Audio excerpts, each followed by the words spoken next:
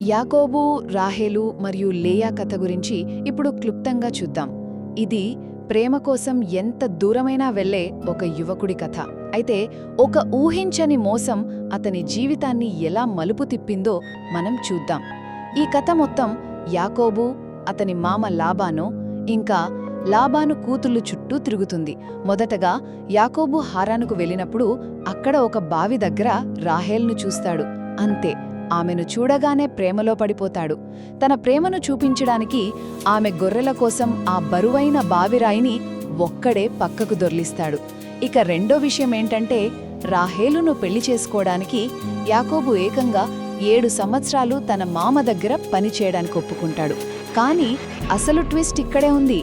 పెళ్లి రోజున లాబాను అతన్ని దారుణంగా మోసం చేస్తాడు. రాహేలుకు బదులుగా తన పెద్ద కుమార్తె అయిన లేయానిచ్చి పెళ్లి చేసేస్తాడు. చివరగా ఈ కథలో ఒక ముఖ్యమైన నీతి ఉంది. చూడండి, గతంలో ఇతరులను మోసం చేసిన యాకోబు ఇప్పుడు తానే మోసపోతాడు. అయినా సరే రాహేలు మీద ఉన్న అపారమైన ప్రేమతో ఆమెను కూడా పొందడానికి మరో 7 సంవత్సరాలు పనిచేయడానికి సిద్ధపడతాడు. ఇది అతని పట్టుదలకి, ప్రేమలో ఉన్న బలానికి ఒక నిదర్శనం. సో యాకోబు కథ కేవలం ఒక ప్రేమ కథ మాత్రమే కాదు, అది ప్రేమ, మోసం, ఇంకా వాగ్దానాన్ని నిలబెట్టుకోవడానికి చేసిన త్యాగాల గాథ.